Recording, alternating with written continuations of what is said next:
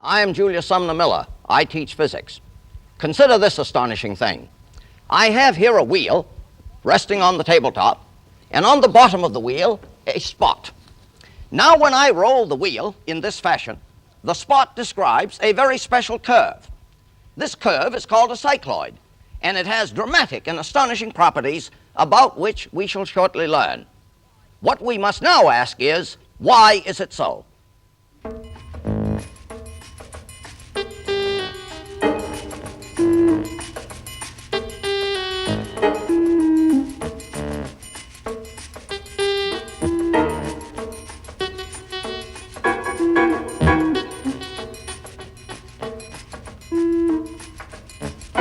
Hello there. Another program, Why Is It So, with Professor Julius Sumner Miller. And again, some rather fascinating experiments. I think I must begin by asking again, why is it so? Isn't this a beautiful thing, what this point does?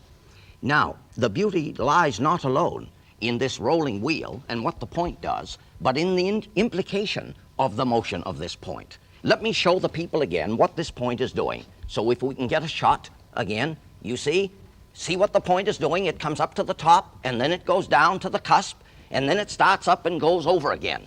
Now come to the board, and I will tell you the story. Here is the rolling wheel, and here is the surface on which it rolls, and here is the point, say, at the top, and this is what the point does. That's what the point does.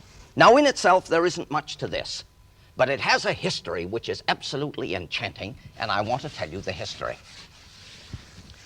In the middle of the 17th century, there was a young Swiss by the name of Bernoulli.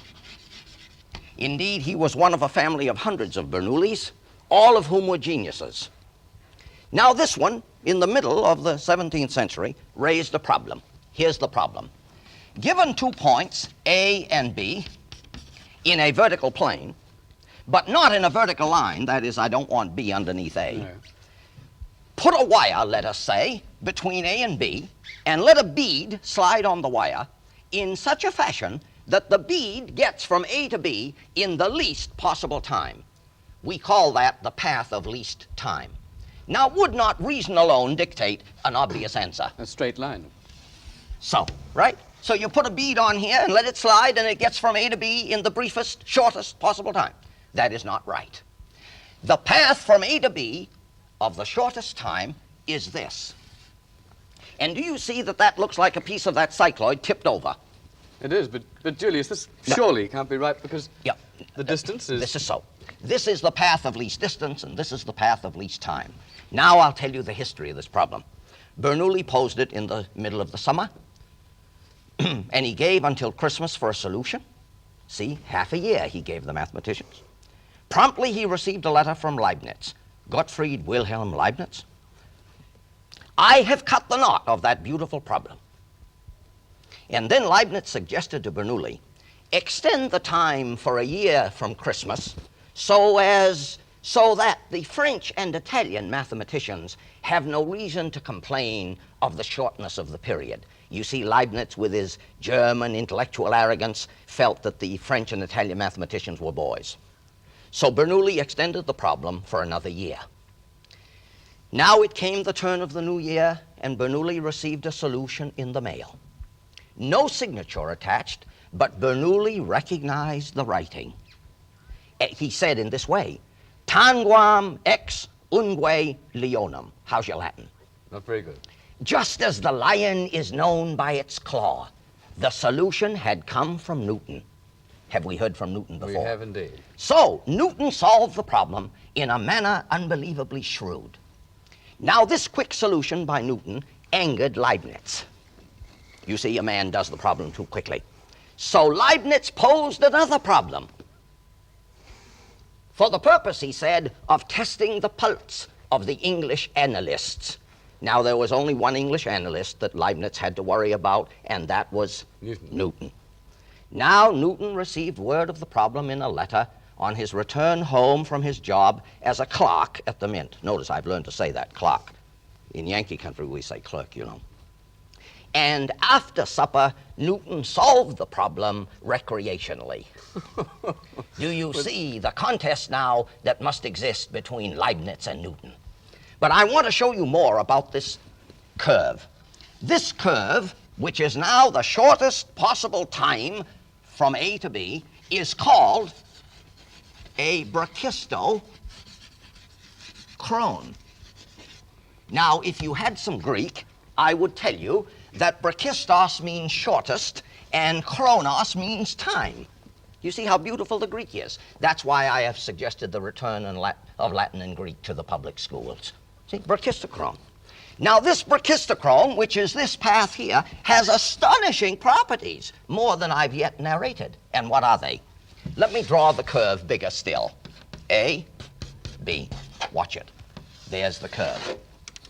Now, if I put a bead here and let it slide on this wire, it gets from A to B in a certain time. Huh? Yeah, certain time. yeah. Supposing I start the bead right here instead of at A, supposing I started at C.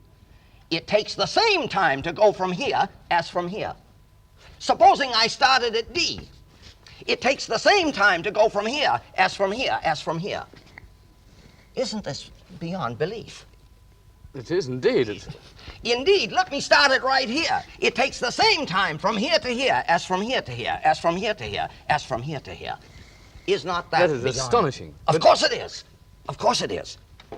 And there lies the beauty of the point on the rolling wheel. Are you agreed that there is some drama in this history? And I know I probably risk a certain amount here by asking, how is this used? The cycloid has astonishing properties in the making, say, of gears and how they mesh and lots of things. You don't really care But much, do I you? don't care. I don't care. All I am interested in is the beauty and the drama and the elegance of this intellectual gymnastic which Bernoulli gave rise to in the problem. Yes. Isn't it something?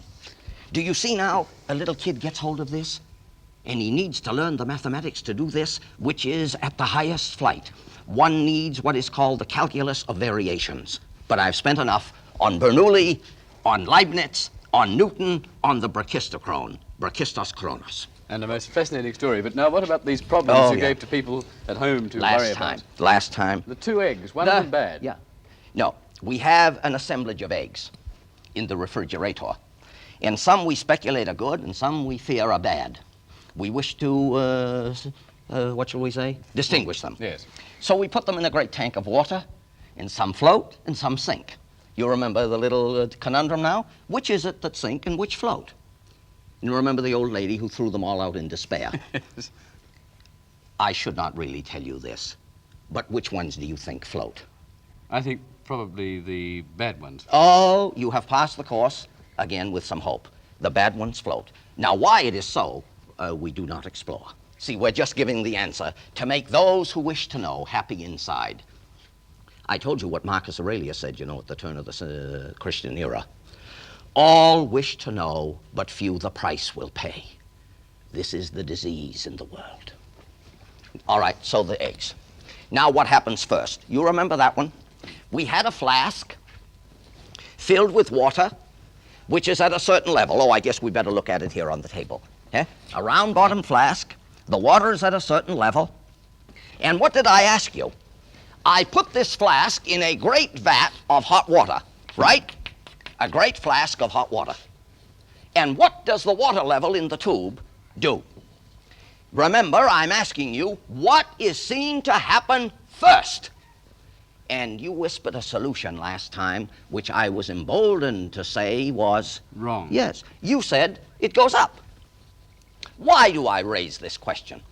Have I not said to you that many look, but few see? Indeed, when this is put into a vat of hot water, the first thing one observes is that the level goes down. Indeed, this is what thermometers do. Consider this a mercury in glass thermometer. It reads the room temperature here. I now put it into a glass of hot tea, a cup of hot tea. What does the mercury first do?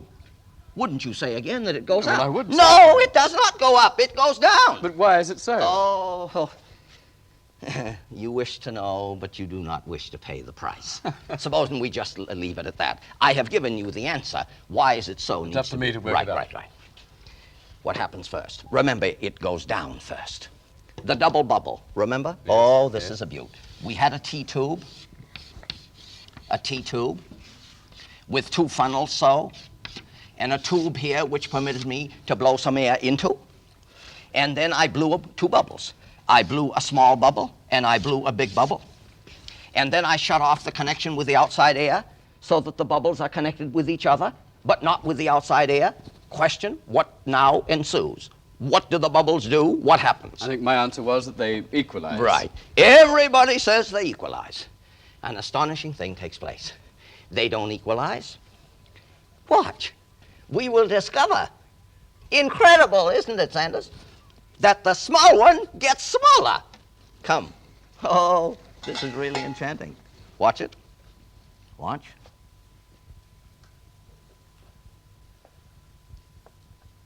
Do I have a small one here? Yes. And a big one there. Now let us watch them closely. And if there's, oh, we had a little trouble. Some blow in the studio, I fear, is going to mess me up. Watch it now. I've shut off this tube. Watch the small one. Just watch the small one. We have a frightful blow in the studio, but do you see the small one getting smaller? Do you see it, Sanders, getting smaller? Tell me, do you see it? It is Good. shrinking. And notice another fantastic thing, that the smaller it gets, the faster it gets smaller. Watch it. Watch it now, watch it. Did you? I'll try it once more. Watch it now, watch it. Do you see it getting smaller, Sanders? And notice the smaller it gets, the faster it gets smaller. Isn't that fantastic? And presumably this one is getting bigger. Yes, but it's so large already that any change in it is hard to see. Yes. The calculus would tell you that. But I want to do it once more for another reason. What do I wish to point out here? I want you to make the observation that I would point out myself.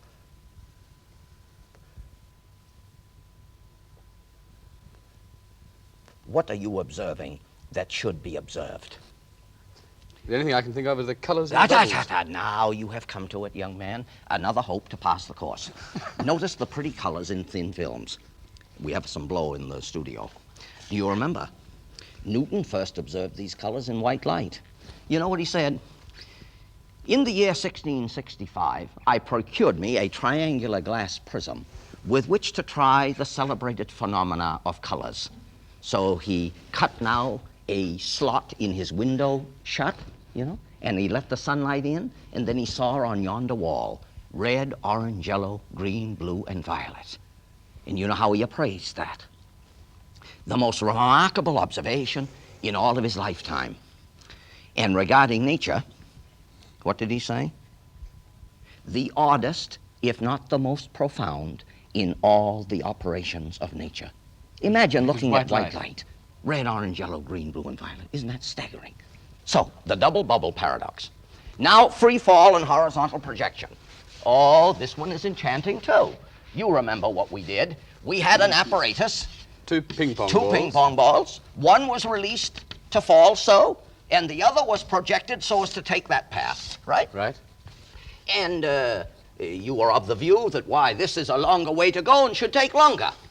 But Galileo disposed of that, so you see, you should have been a student of Galileo's and done better with the problem. Why is it so? Well, I'll simply suggest the line of thinking and let the viewers handle it for themselves. The instant this is released, gravitational forces take it down. So in a certain length of time, it has fallen so, from here to here. Now, the horizontal motion that this one has makes no contribution to the vertical motion. So after the same elapse of time, gravity has taken this one down to the same place, but clearly its horizontal motion has brought it to here. So isn't it in the same horizontal plane? And so it is always in the same... And so it is always in the same horizontal plane. Now, Galileo did this beautifully, you see, in the 16th century. Do you see how far behind you are? No, 500 years, 400, see? All right. Now, finally, the holes in the metal plate. I like to show it like this. I have a metal plate. I'll hold it in hand in a minute. And I have a teeny-weensy hole. Notice, ever so tiny. Let's go look at the plates. Teeny-weensy hole. Do you know how much time we have? You know how that plates me? And don't worry about it yet. Yeah, notice. A plate with a hole. This happens to be a round plate with a round hole. But this happens to be a square plate with also a tiny hole, right? Are we agreeing? Yes, yes. Question. I heat the plates uniformly. Could I not do that by putting them in an oven? Is not the question, what happens to the holes? Now, what's your view of it? My view would be that the holes would shrink. Shrink. That is, close up, get smaller. Yeah. Yes. Notice, all the virtue you demonstrated earlier is now taken gone? away, is gone. The holes get bigger. Now, let me give you an argument to help you. Do you remember this ring, which does not allow the ball to pass? And then we agree that if we heat the ring, the ball then does pass? Yes.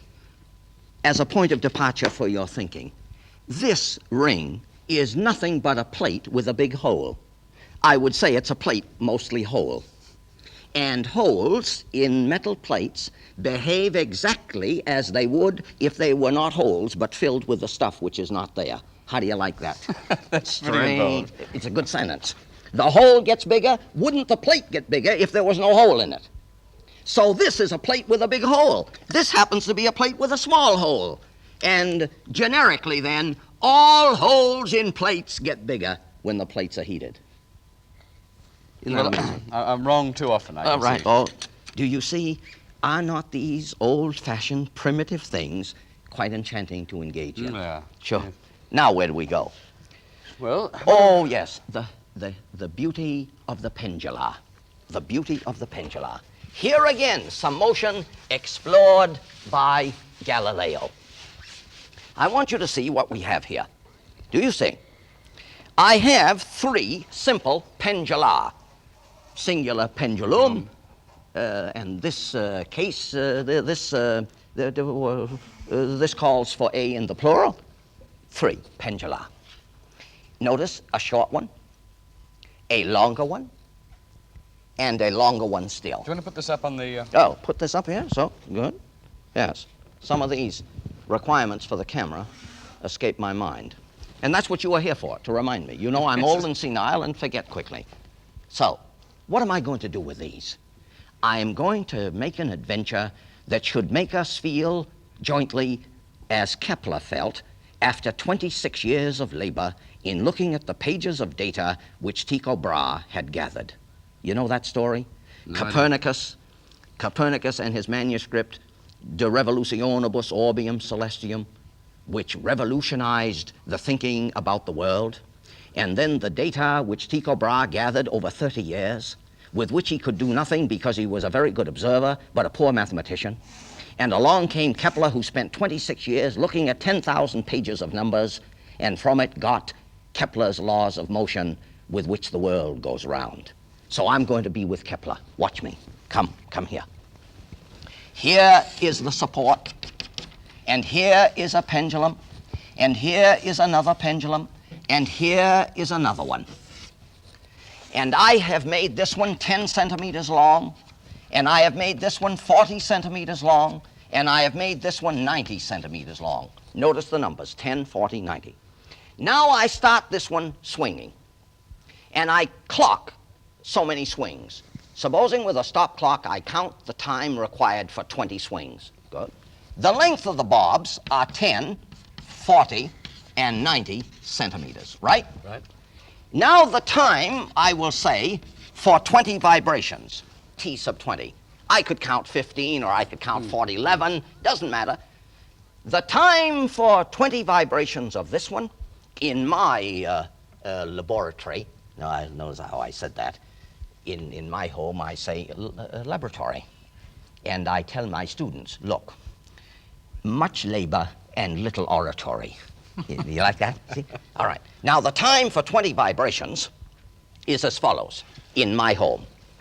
13 seconds, 26 seconds, and 39 seconds. Do you see anything beautiful and pretty about those numbers? Well, 13 added to 13, 26 added to 13 to 26, 39. Yes, you've got a feel for it. Here is what is uncovered. These numbers are in the ratio, dividing all by 10, in the ratio of 1 to 4 to 9. Correct? These numbers, I hope you see, are in the ratio of 1 to 2 to 3. And now do you see any relation between this number and that one, and this one and that one, and this one and that one? Yes, 1 is the square root of 1, 2 is the square root of 4, and 3 is the square root of 9. So it looks as if the time of oscillation, or the times, which for one oscillation we call the period, is proportional to the square root of the length. And here we have uncovered in a beautiful Keplerian fashion how the period of a pendulum is governed by its length. Now there's some more stuff in there. When the mathematics is done, it comes out like this. And for those who know a little physics, I remind them that this and this comes out of mathematics. So, what is my suggestion? I put this on the board, and I put this on the board, and I let it stand, and some little fellow who has the hope of Faraday suddenly sees the light of this, and he certainly must feel as Kepler felt after 26 years uncovering the mystery of the behavior of the world. One more remark. Supposing I took any other length at random. See, 10, 40, 90 centimeters. Supposing I took 176 centimeters, or 1,132 centimeters. Would not the time here bear the same ratio to that number as this does to that, and so on? Yes. Which I invite a young observer to pursue. Isn't this beautiful? This is fascinating again. Sure it is fascinating. This is the word that we must have always. Dramatic. All right? Where are we going now? We are going now to explore why a lariat works. You know, yes, the Cowboy, the Wild West. Yeah, do you have it here in Australia? Not used very much, except trick.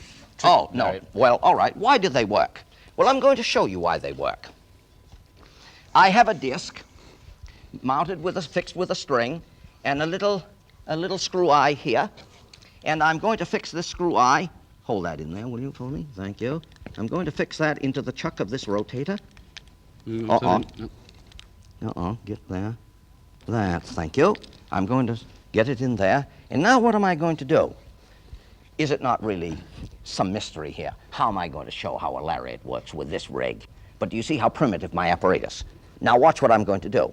I'm going to turn the crank of this egg beater drill, and this thing is turning about an axis for which we say the moment of inertia is so much. And now watch what the disc does. What do you think the disc will do? What do you think it'll do? It seems to be speeding up. But Yes. Now we're having a little trouble. I'm having a little trouble. Now do you see?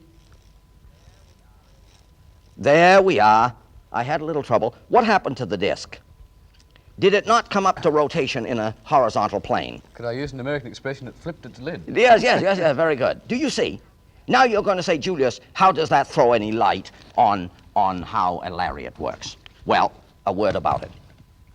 The rotation about this axis, this axis has a certain moment of inertia. This disc has for this axis. Now when it comes up like that, it has a different moment of inertia.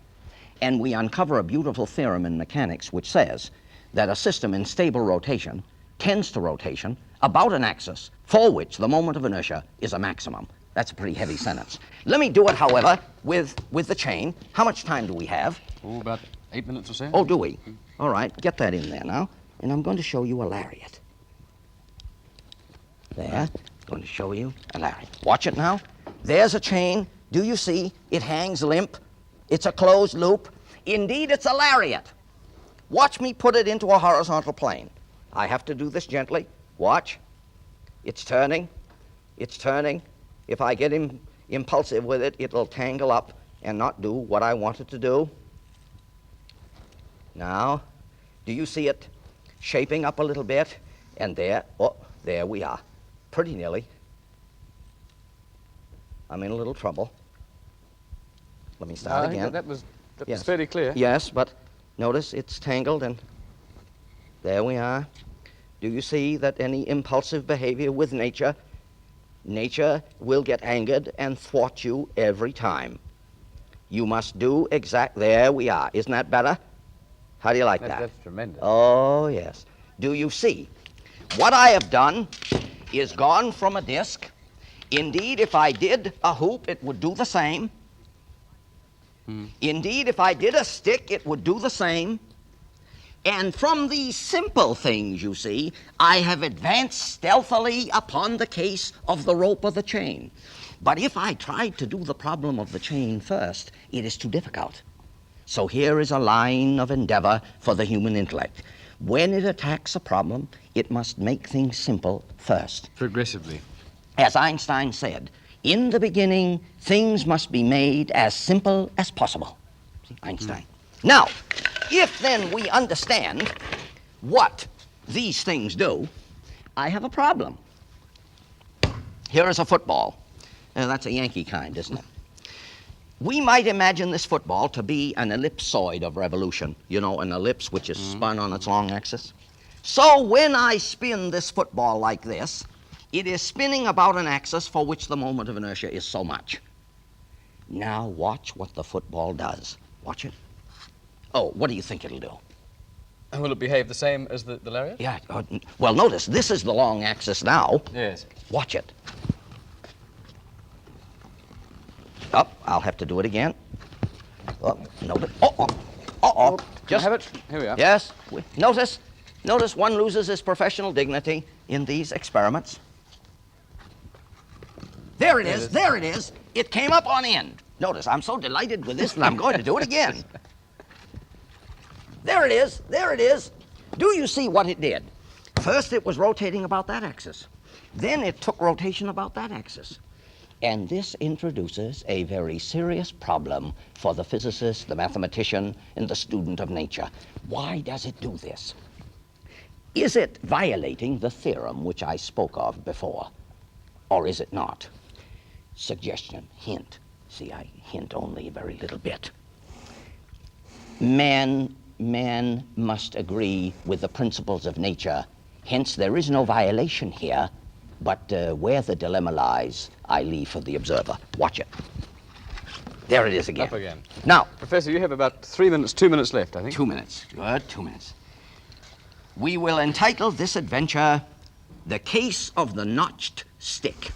Let's get over here and see what an enjoyable exercise we can have with a stick. Now, let me see how it looks on camera. Good. I have a stick. Rectangular cross-section, which I have notched with a file. You see? Yes, Just notch yes. it. And on the end of the stick, I have put a little propeller fixed with a little nail in the middle. You see how it is? Yes, Good. yes. Now what am I going to do with this? I'm going to lay this on the edge of the table, and with another stick, which I call the stroker, I am going to make that propeller behave in a manner unbelievable. Watch. Watch.